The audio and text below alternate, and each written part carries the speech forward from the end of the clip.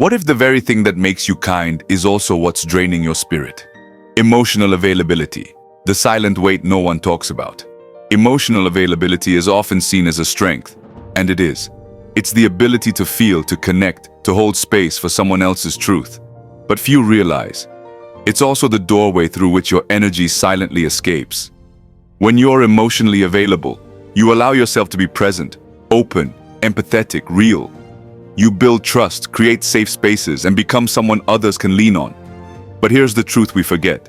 If you're always available to others, you slowly become unavailable to yourself. That availability starts to look like exhaustion. That empathy starts to blur your own emotional boundaries. And slowly, you lose sight of where their emotions end and yours begin. Have you ever felt like you're carrying emotions that aren't even yours? Have you mistaken your silence as peace when it was actually depletion? In the noise of connection, there's power in pause. Silence is not avoidance. It's sacred space. It's in those quiet moments that you reclaim the parts of yourself scattered in too many conversations, too many obligations. Emotional intelligence isn't just about what you feel. It's about how you hold it. And sometimes, the most evolved response is no response at all. As we move deeper into the nature of emotional availability, Carl Jung's wisdom offers a powerful lens. He spoke of individuation, the lifelong process of becoming who you truly are. Not the version shaped by others, but the version hidden in your depths. To be emotionally available to others, you must first become emotionally available to yourself. That begins with awareness of your triggers, your reactions, your wounds. It's in facing the unconscious, not avoiding it, that you begin to reclaim your inner power. When you recognize your patterns, something begins to shift. You no longer react blindly. You pause. You no longer speak just to be heard. You listen. That silence isn't absence, it's alignment. It's a conscious choice to choose depth over drama. In emotional conversations, the instinct to react quickly often fuels more chaos. But stepping back, choosing withdrawal instead of engagement, can completely shift the dynamic. You create space. And in that space, clarity enters, healing enters, understanding grows. There is immense strength in stillness. In a world addicted to immediacy, silence is rebellion. Non-reactivity becomes your superpower. Because when you no longer feel the need to defend your emotions, you've begun to master them. And in that quiet mastery, something beautiful happens. Others begin to meet you differently. They feel your presence, not your performance. They sense your groundedness, not your overwhelm. And from there, real connection begins. Withdrawal isn't retreat, it's reclamation. When we step away from emotional noise, we're not avoiding connection, we're making space to rediscover our center. Jung's process of individuation begins here. In silence, in solitude, in the willingness to face our inner world without filters. Because when we withdraw from conflict, we're not abandoning others, we're confronting ourselves. Every pause becomes a mirror. We start to see our patterns, the reactions, the wounds, the stories we tell ourselves. And slowly, clarity takes root. That is the essence of individuation, becoming whole by meeting all parts of ourselves, not just the polished ones, but the parts we hide, deny, or fear. And it's in that integration that emotional availability becomes powerful, not porous. But there is another side. Being open, being emotionally present, also comes with risk. When your heart is open, so is the door to manipulation. Emotional manipulators don't overpower you with force. They enter through empathy. They sense your willingness to connect and twist it. You'll hear words like, "After all I've done for you," or "You're too sensitive, I was just joking," or worse, "You made me act this way." Guilt, gaslighting, playing the victim, all subtle tools of control hidden behind affection and need. And the more emotionally available you are, the easier it is to be drawn into their web. Not because you're weak, but because you're open. But here's the shift. When self-awareness grows, manipulation fails, because clarity sees through confusion. because the individuated self no longer needs to prove its worth through sacrifice. When you know who you are, when your emotions are no longer a battlefield, no one can use them against you. The irony of being deeply emotionally available is that it can sometimes make you invisible. When you're always there, always listening, always showing up, always giving, people start to assume you always will be. And slowly, they stop noticing the weight you're carrying. What begins as compassion can quietly turn into compromise. You become the one who bends first, who forgives fast, who absorbs tension even when no one asks you to. But when availability is constant, its value begins to fade. In relationships, this can create a dangerous imbalance. You become the giver, and they become the taker. Your self-worth gets measured by how much you provide, how much you tolerate, how much you're willing to lose just to keep peace. And yet inside, something starts to ache. Jung warned us of projection, the human tendency to cast our unacknowledged emotions onto others. When you are open, others may see you not as you are, but as a screen for their own insecurities.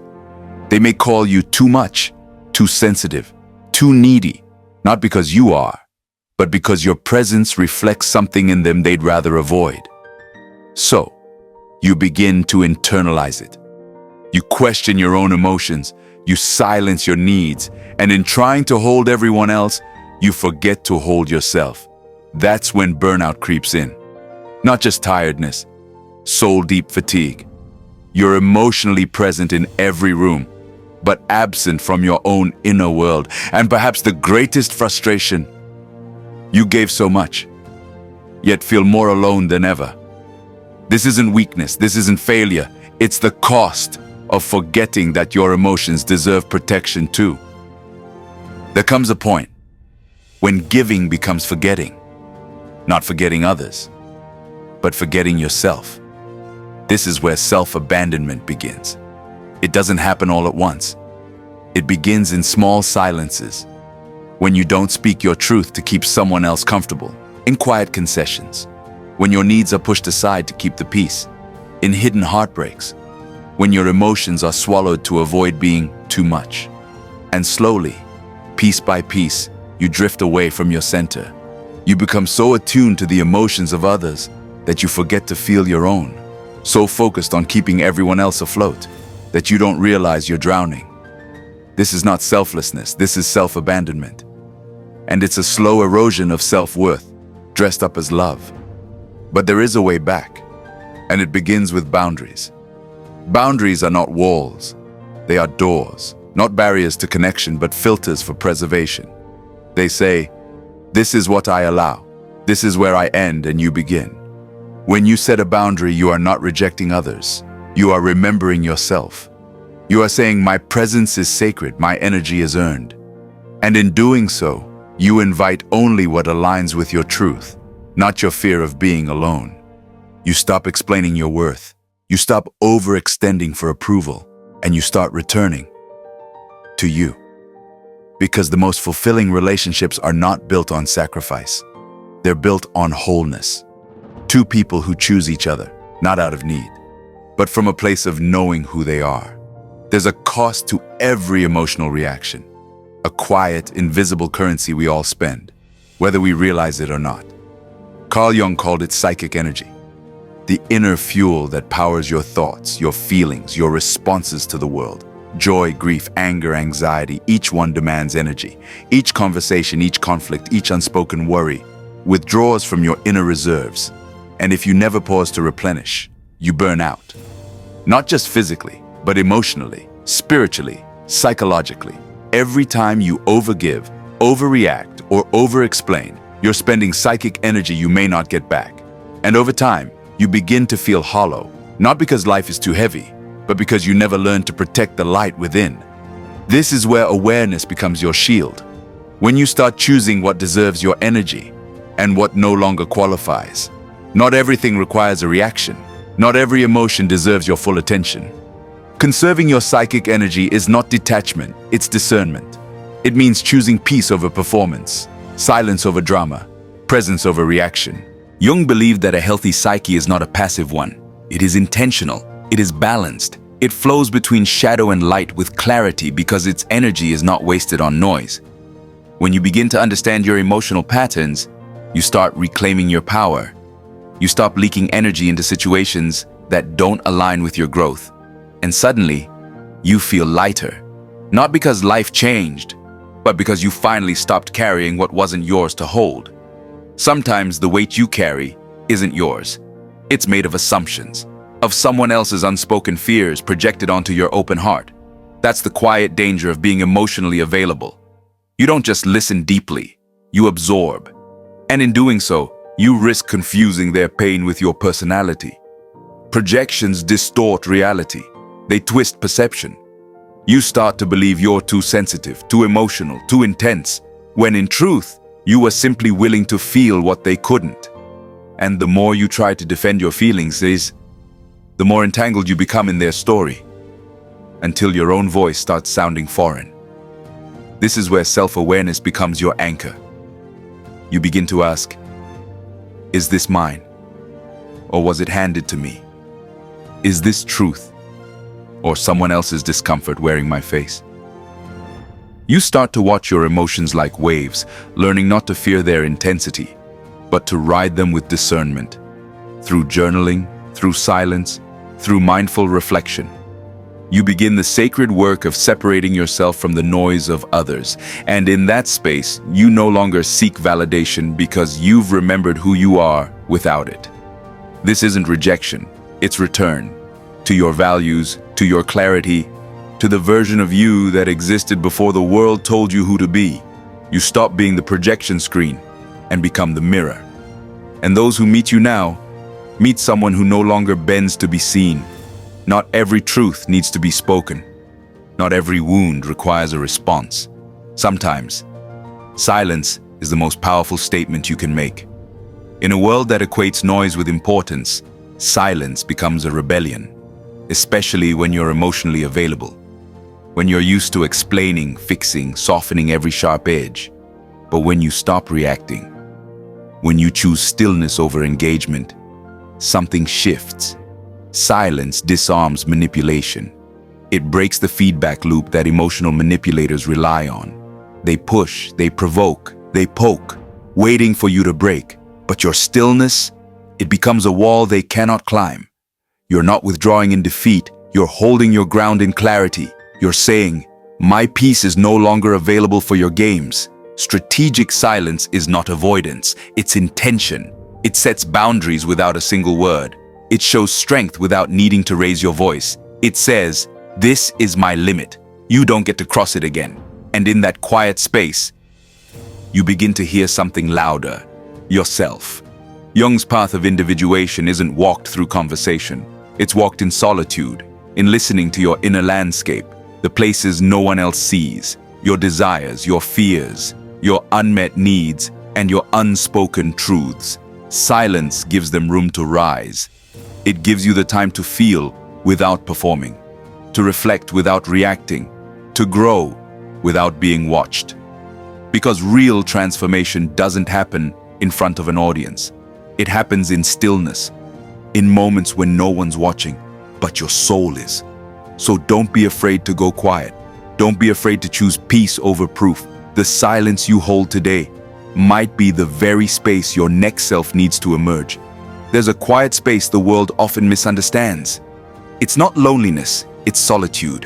Where loneliness feels like absence, solitude is presence with yourself.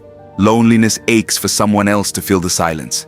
But solitude, it celebrates the silence as sacred. It's not about being alone, it's about finally being with you.